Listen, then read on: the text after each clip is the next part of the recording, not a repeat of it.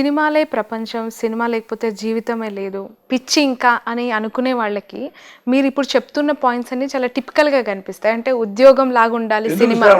నువ్వు సినిమా ఇండస్ట్రీకి చెప్తారుగా, ఇండస్ట్రీకి వెళ్ళి ఒకసారి. అంటే అలా అనుకునే వాళ్ళకి మీ నుంచి చాలా నేర్చుకోవాల్సి ఉంటుంది. ఏం మెసేజ్ ఇస్తారు యంగ్స్టర్స్కి అవకాశాల కోసం? అయ్యో, అది అది వాళ్ళు తెలుసుకోవాలి. నాకేమి ఇష్టం అంటే, నేను మ్యారేజ్ చేసుకున్నా, నాకు భార్య బిడ్డలు ఉన్నారు. పగల షూటింగ్కి వెళ్తాం, నైట్ ఇంకో షూటింగ్కి వెళ్తాం, తెల్లారగట్ట 4 దాకా వస్తాం, అలసిపోయి వస్తాం. అప్పుడు మా ఆవిడ మేలుకొని 12కి పడుకుంటుంది. తెల్లారి తలుపు కొట్టాలి వచ్చి 4కి. అప్పుడు ఆమె నిద్ర ఉండదు. అప్పుడు నేను అన్నం తినలేను, ఆమె సరిగా అన్నం తినలేదు. ఆ పిల్లలు ఏమో తలుపు కొట్టి నైట్ తలుపు కొట్టి ఎవరంటే నాన్న వచ్చాడని వాళ్ళు నిద్ర లేస్తారు. ఇప్పుడు ఎవడైనా ఏ ఉద్యోగం చేసినా, ఏ వ్యాపారం చేసినా కుటుంబం కోసం, నా కోసం, నా కుటుంబం కోసం, నా జీవితం కోసం, మా పిల్లల భవిష్యత్తు కోసం. ఇవన్నీ పక్కన పెట్టి ఈ డబ్బు కోసమే ఉంటే కుటుంబం అనిపించుకోదు. నేను ఫస్ట్ సినిమా లేకపోయినా పర్వాలా, ఎక్కడికి వెళ్ళను, నువ్వు ఉన్నావు ఎక్కడే కూర్చొని చూడు. నేను ఎప్పుడు ఏ క్లబ్లో నీకు కనపడను, పబ్బుల్లో కనపడను, మందు తాగను, సిగరెట్ తాగను, పానపారాగా వేయను. చూడటానికి దొంగళ్ళ కనపడతా, తాగుమూతుళ్ళ కనపడతా, నేను తాగను. ఎప్పుడు ఏ క్లబ్బులకి వెళ్ళను. ఇక్కడ నేను కూర్చున్నానంటే 10 ఏళ్ళైనా సరే నేను మావిడ ఎక్కడే కూర్చుంటాను, కబుర్లు చెప్పుకుంటా. టైం పాస్ ఏంటి అయితే? నాకు ఇదే, నా కుటుంబమే నాకు టైంపాస్. ఓకే. ఖాళీ సమయాల్లో అంటే కొంతమంది బుక్స్ చదువుతూ ఉంటారు, కొంతమంది పాత సినిమాలు చూస్తూ ఉంటారు కదా, అలా 24 గంటలు మా ఆవిడ పిల్లలతోనే టైంపాస్ చేస్తా, టీవీ చూసుకుంటాం. ఇప్పుడు పెద్దోళ్ళు అయిపోయారు కదా, ఒకరేమో బయట దేశంలో ఉన్నారు, ఇంకొరేమో సినిమాల్లో బిజీ అయిపోయారు అంటున్నారు. సో చెప్పాగా, నీకు ఇదా చెప్పాగా, నెలకి 15 రోజులు నెక్స్ట్ ఇయర్ నుంచి ప్రపంచ యాత్ర అనుకున్నాం. అబ్బాయి పెళ్ళైన తర్వాత మరి ఇవి కారు తాళాలు తీసుకో, వాడికి ఆల్రెడీ కొని పెట్టా. ఈ పక్క ఉందిగా ఇల్లు, ఈ పక్క వరుసగా 3 నాయే. ఓకే. 3 కొన్నా.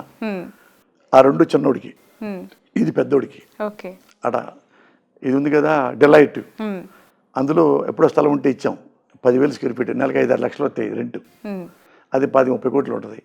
ఆ పిల్లలకి వాళ్ళకి సర్దేశాం. మావిడ పేరు 50 కోట్లు పెట్టా. ఆయనకి నన్ను చూసుకుంటుంది కదా, ఇక మిగతా పిల్లలకి నాకే గోల లేదు. ఇవేనా ఆస్తులన్నీ మీవి? ఇంకా ఆస్తులు మొత్తం చెప్పాక 100 కోట్లు పైనే ఉంటాయి. ఆస్వాదిస్తూ ఇక ఏ పని లేకుండా బతకగలంత ఆస్తి. ఇప్పుడు ఈ 100 కోట్లు లేకపోయినా నేను చచ్చే వరకు ఎనర్జీగా ఉంటాను, ఏ పని చేయగలను. తీసుకెళ్ళి హోటల్లో బిల్ కలెక్టర్ అయిన రాయగలను, సర్వీస్ కూడా చేయగలను. చేశాక నేను చిన్నప్పుడు గుంటూరు ఉంది నాజ్ థియేటర్, గుర్తుందా? గుంటూరులో ఉంటుంది నాజ్ థియేటర్ అని సినిమా హాల్. నాజ్ అప్సరా, అందులో taking book morning show, first show, second show. ఇప్పుడు అదే దారిలో వెళ్తూ ఉన్నప్పుడు నవ్వుకుంటారా? ఆగి చూసుకుంటా, కారు ఆపి ఆపరా అంట, ఆపి చూస్తా ఉంటా. మరి నేను ఉన్నప్పుడు ఇదిగో ఇది నేను లాగేవాడిరా, ఇది ఆయన ఓనర్ గారు అంటే నేను వాచ్మెన్ లేకపోతే ఇట్లా లాగేసేవాడిని నేను. అది ఆ బుకింగ్లో వెళ్ళే ఒకసారి, ఈ బుకింగ్లో నేను నేల టికెట్లు చింపాను అని. Morning show, first show, second show టికెట్లు అమ్మిన తర్వాత అప్పుడు మా ఊరు వెళ్ళాలి. ఓకే. అప్పుడు లారీకి వెళ్ళేవాడిని, ఒక పావలా వచ్చేది, వచ్చేది డబ్బులు ఎక్కువ వచ్చేది. నేను నా ఫ్రెండ్ ఇద్దరు అట్లా చేశాను. ఇప్పుడు నాకు వేరే టమాటాలు కాటాలు వేస్తుంటే కారాపి చూస్తూ ఉంటా, అట్లా నేను కూడా దెబ్బనం కుట్టాను అని. ఇవన్నీ నాకు ఈ అనుభవాలు మిగిల్చినవి, మంచి అనుభవాలు. అంటే అక్కడ నేను చిన్నప్పటి నుంచే కష్టపడ్డ నేర్చుకోబట్టి ఈ రోజుకి ఇప్పుడు మీరు అన్నారువే సినిమా ఇండస్ట్రీ లేదు, ఏ రోజు నేను మీతో వడ్లేసే అవసరం ఉంది, నాకు దాని మీద పెద్ద ఇంట్రెస్ట్ ఉండదు. వచ్చే సినిమాలో బాగుంటే 40 సినిమాలు నైట్లు నేను చేయనని అడగండి మీకు కావాలంటే, ప్రూఫ్ కూడా ఉందిగా. ఉన్నారు పూరి జగన్నాథ్ అప్పుడు జరిగాడు. అట్లా అంటే నాకు నచ్చని చేయను, నైట్లు తెచ్చినా చేయను, ఎంత డబ్బులు ఇచ్చినా చేయను. వస్తే డబ్బు నైట్ కూడా 1,00,000 రూపాయలు వస్తాయి, నైట్ చేయను నేను. నాకు పగలు పని చేయాలి. పొద్దున్నే మా ఆవిడే టిఫిన్ పెట్టుద్ది, మా ఆవిడే అన్నం వండి, లేకపోతే వంట అమ్మాయి వండి నా క్యారేజ్ ఇస్తాయి. సినిమా అక్కడ అన్నం తిన్నాం, ఇంట్లో అన్నమే తీసుకెళ్ళి తింటా. వచ్చేటప్పుడు మళ్ళీ వేరే గిన్నెలు పెట్టుద్ది, లడ్డు ఒకటి పెట్టుద్ది, సున్నుండ కానీ అరిసెలు కానీ చక్రాలు కానీ అది తింటూ ఇంటికి వస్తా. ఓకే. ఆ కారులో కూర్చొని బెల్ట్ పెట్టుకొని ఇక వెనకైనా అసిస్టెంట్ కూర్చుంటాడు. ఇది 6 తర్వాత ఎవడు చిరంజీవి గారు ఎవరు వచ్చినా సరే 6:30 నుంచి పావు గంట మార్జిన్. ఎందుకంటే ఈ షాట్ తీస్తే సీన్ అయిపోయింది గురువుగారు, పావు గంట ఓకే. ఆ తర్వాత చెప్పను వెళ్ళిపోతా. అలాంటి డిమాండ్ అనేది ఇప్పుడున్న జనరేషన్లో సాధ్యమవుతుందా? చాలా ఇది డిమాండ్ కాదు, అంటే మీ కార్యాచరణ, మీ డే స్కెడ్యూల్ అనేది ఇది కాదు. మిగతా వాళ్ళ విషయంలో అస్సలు ఆంధ్ర బ్యాంకులో ఉన్న గవర్నమెంట్ కాలేజీ లెక్చర్ ఉన్నాడు, టైంకి వస్తాడు, పాఠాలు చెప్తాడు, బెల్ అయిపోతే ఇంటికి వెళ్ళిపోతాడు. అట్లా వాళ్ళు ఏంటంటే ఇంటికి వెళ్ళగానే ఏంటంటే ఈ వృత్తి బాగుంటుంది, కుటుంబం బాగుంటుంది. ఇప్పుడు నాకు ఆ డబ్బులు సంపాదించుకుంటున్నాను, నైట్ నిద్రపోయి తూలుతా వచ్చాను ఇంటికి. నేనేం సంసారం చేస్తాను? సంసారం అంటే భార్య భర్త కలిసి సెక్స్ కాదు. నా భార్యతో ఎప్పుడు నవ్వుతా మాడతాను, నాతో ఎప్పుడు జోకులు వేసుద్ది, నా కొడుకు ఇప్పుడు నా ఒళ్ళో కూర్చోబెట్టుకుంటాను, వాడు బుధ మీద ఎప్పుడు చేస్తాను, వాడు నా మీద ఎప్పుడు కాళ్ళు వేసి పడుకుంటాడు. ఇవన్నీ ఎట్లా దొరుకుతాయి? ఎవరు ఇండస్ట్రీలో అత్యంత సన్నిహితులుగా మీకు చెప్పాలి అంటే? సినిమా ఇండస్ట్రీ 37 ఏళ్ళు వచ్చి ఎవ్వరు నా స్నేహితులు కారు. నాకు ఎవ్వరూ స్నేహితులు లేరు, ఎవ్వరు క్లోజ్ లేరు. ఇక్కడ ఉన్నవాళ్ళు ఏంటంటే నేను ఎవరిని స్నేహితుడిగా చూడను. ఇక్కడ ఉన్నవాళ్ళు గౌరవనీయులు, పూజ్యనీయులు, హిట్ ఉన్నవాళ్ళు, ఫ్లాప్ ఉన్నవాళ్ళు, కష్టపడేవాళ్ళు, కష్టపడని వాళ్ళు, బాగా డబ్బు ఉన్నవాళ్ళు, బాగా పేదవాళ్ళు, వీళ్ళంతా ఉంటారు. వీళ్ళతో నేను ట్రావెల్ చేయడానికే వచ్చా. వీళ్ళలో కలిసి నేను పనిచేసుకొని ఆ పని చేసేంతకాలం అందరితో గౌరవంగా ఉంటా, చాలా రెస్పెక్ట్గా ఉంటా. వాడి దగ్గర తీసుకోను, వాడి దూరం పెట్టను. 6:30 అయితే ఎవ్వడు నా వాడు కాదు, నా ఇల్లు కోసం ఎత్తుక్కుంటా వస్తా. అందుకని ఎవరిని నేను స్నేహితుడిగా భావించను. మన ఫ్లైట్ ఎక్కుతుంటే పక్కన కూర్చుంటాను చూడు. ఇప్పుడు ఫ్లైట్ ఎక్కుతున్నా, నేనున్నాను, నా పక్కన నువ్వు కూర్చున్నావు. ఎవరండి మీరంటే నేను పలానా శ్రావణి అండి. శ్రావణి గారు బాగున్నా, వెరీ గుడ్ థ్యాంక్ యూ అండి. దిగేటప్పుడు మీ నెంబర్ నాకేంటి, ఆ నెంబర్ నేను తీసుకుంటా. మళ్ళీ నేను చేయను, అంతే. ఇంకా లాస్ట్ అది బై బై చెప్పాలి. థ్యాంక్ యూ అండి.